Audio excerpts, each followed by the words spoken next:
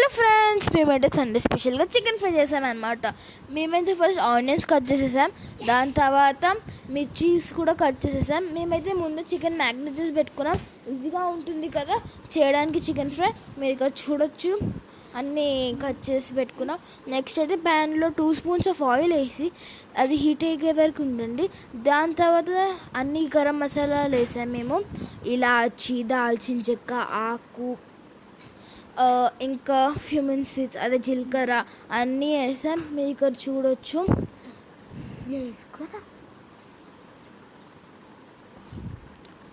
మేమైతే నెక్స్ట్ పచ్చిమిర్చి అయితే వేసేసాం దీని లోపల, చూడండి.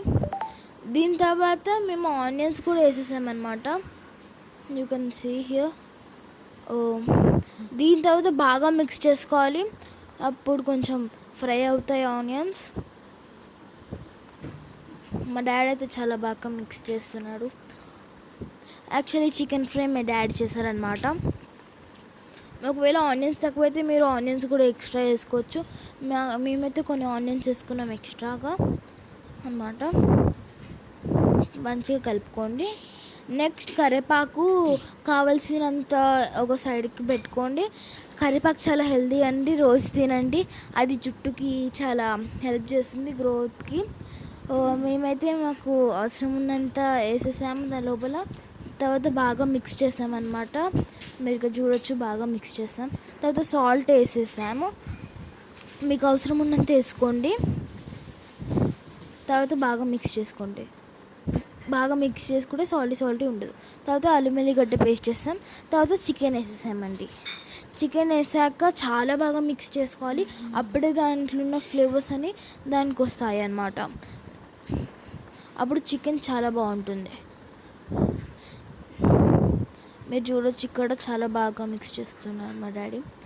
ఇలా మిక్స్ చేస్తేనే అన్ని ఫ్లేవర్స్ వస్తాయన్నమాట చికెన్కి. బాగా మిక్స్ చేయాలి. ఒకసారి మీకు ట్రై చేయండి, చాలా బాగుంటుంది. ట్రై చేసి చెప్పండి ఎలా ఉందో కామెంట్లో. ఇలా లిడ్ పెట్టేయండి, అది ఇంకా కుక్ అవుతుందన్నమాట. మీరు చూడొచ్చు, ఆల్మోస్ట్ హాఫ్ కన్నా ఎక్కువనే కుక్ అయిపోయింది. ఇది బాగా మిక్స్ చేసుకోండి కింద ఉన్న గ్రేవీతోనే, అప్పుడు కొంచెం బాగుంది. మేమైతే దీని లోపల కొంచెం బటర్ కూడా వేసామన్నమాట. బటర్ వేసి చాలా బాగా టేస్ట్ వచ్చింది. ఒకసారి మీకు ట్రై చేయండి బటర్ వేసి. మీరు చూడొచ్చు, మేమైతే కొంచెమే వేసాం, మళ్ళీ ఎలా వస్తుందో ఏమో అని. బాగా